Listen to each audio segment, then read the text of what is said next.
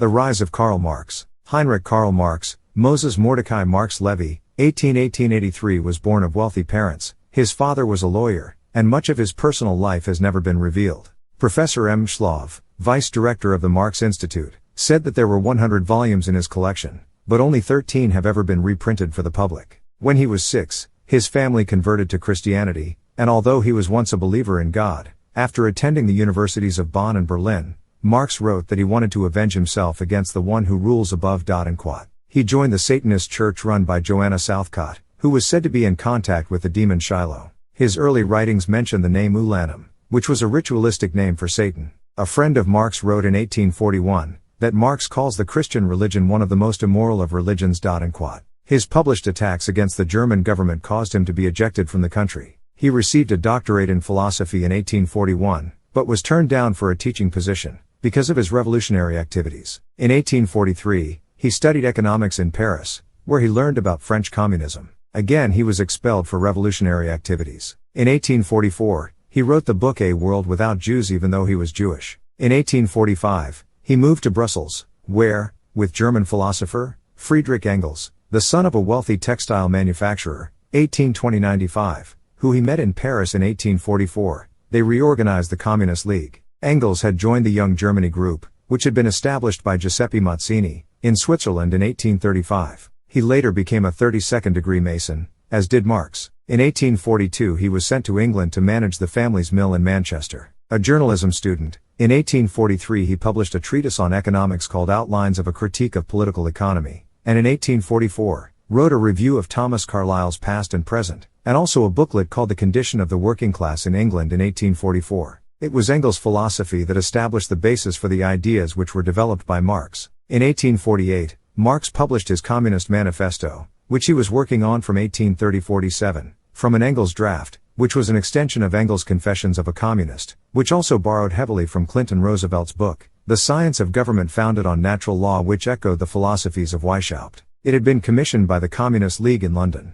The League, formerly known as the League of the Just, or the League of Just Men, which was an offshoot of the Parisian Outlaws League, which evolved from the Jacobin movement, was founded by Illuminati members who fled from Germany. The League was made up of rich and powerful men from different countries that were behind much of the turmoil that engulfed Europe in 1848. Many researchers consider them either a finger organization of the Illuminati, or an inner circle. Originally introduced as the Manifesto of the Communist Party in London, on February 1, 1848, the name was changed to the Communist Manifesto, and the name of Karl Marx was added as its author 20 years later, after a series of small revolutions failed. Marx wrote in 1848, "The coming World War will cause not only reactionary classes and dynasties, but entire reactionary peoples, to disappear from the face of the earth."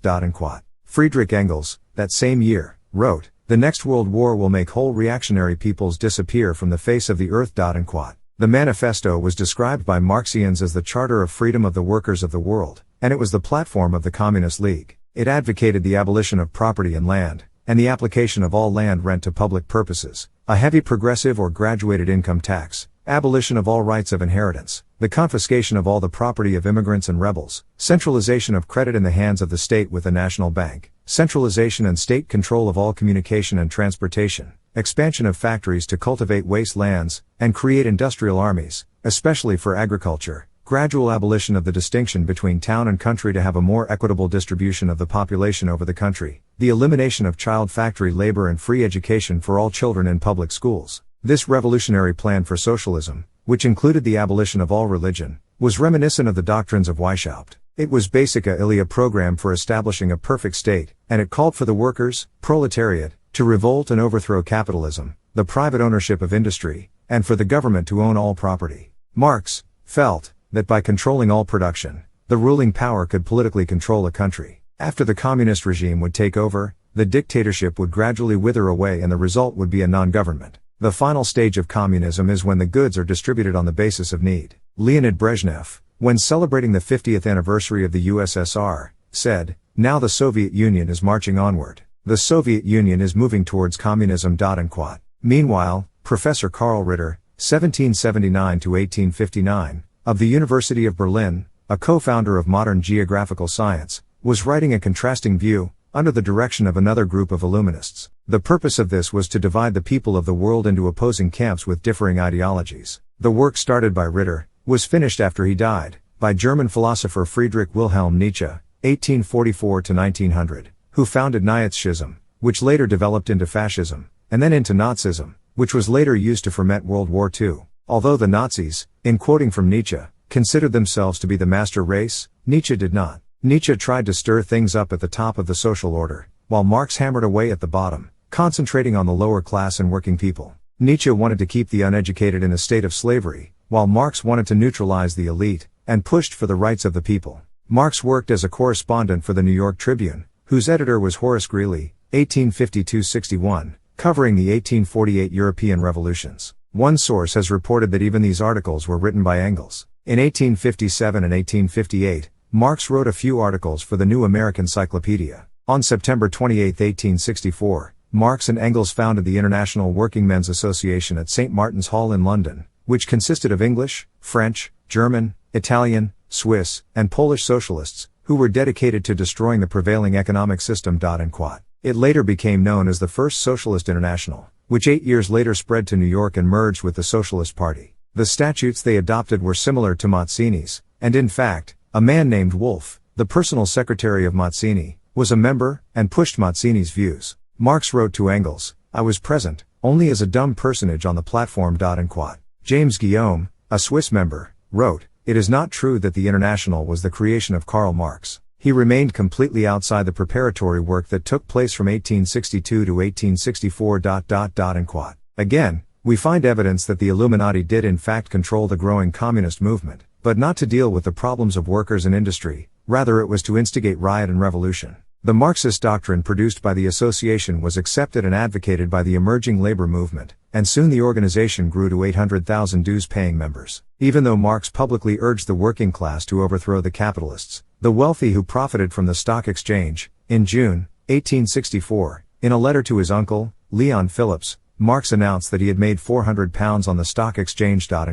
It is obvious that Marx didn't practice what he preached, and therefore didn't really believe in the movement he was giving birth to. He was an employee, doing a job for his Illuminati bosses. Nathan Rothschild had given Marx 2 checks for several £1,000s to finance the cause of socialism. The checks were put on display in the British Museum, after Lord Lionel Walter Rothschild, a trustee, had willed his museum and library to them. In 1867, Marx wrote the first volume of Das Kapital, which became known as the Bible of the Working Class. Marx felt that as the workers achieved various reforms, there would be a possibility for the peaceful evolution towards socialism. A little-known fact is that Marx's beliefs were gleaned from the writings of Weishaupt, Babeuf, Blanc, Cabet, Owen, Ogilvy, Hodgkin, Gray, Robert Thompson, William Carpenter, and Clinton Roosevelt, which he discovered from his hours of research in the reading room of the British Museum. The second volume appeared after Marx's death, edited by Engels from Marx Notes, in 1885, and Volume 3 appeared in 1894. When Marx died in March 14, 1883, only 6 people attended his funeral. He never supported his family, which had produced 6 children. 3 of them died of starvation in infancy and 2 others committed suicide. Actually, Engels supported Marx with income from his father's cotton mills in England. Marx was buried in London, at Highgate Cemetery. The Social Democratic Party in Germany, in 1869, was the first Marxist-aligned political party. They favored an independent working class. It grew rapidly, despite the effort of Chancellor Otto von Bismarck to break it up through the enactment of anti-socialist legislation. In 1877, they elected a dozen members to the Reichstag. In 1881, they had 312,000 members, and by 1891, 1,427,000. In 1891, they eliminated their earlier leanings toward state aid for co-ops, and aligned themselves with the Marxist goal of the abolition of class rule and of classes themselves. Some of the early socialist parties were Danish Social Democratic Party, 1870s, Swedish Socialist Party, 1889, Norwegian Labour Party, 1887, Austrian Social Democratic Party, 1888, Belgian Labour Party, 1885, Dutch Socialist Democratic Workers' Party, 1894, Spanish Social Labour Party, 1879, Italian Socialist Party, 1892, and the Social Democratic Federation of Great Britain, 1880s. In 1889, the Second International was formed, with their headquarters in Brussels, Belgium. Their main responsibility was to create some sort of unity within its ranks. It was totally organized along Marxist philosophies.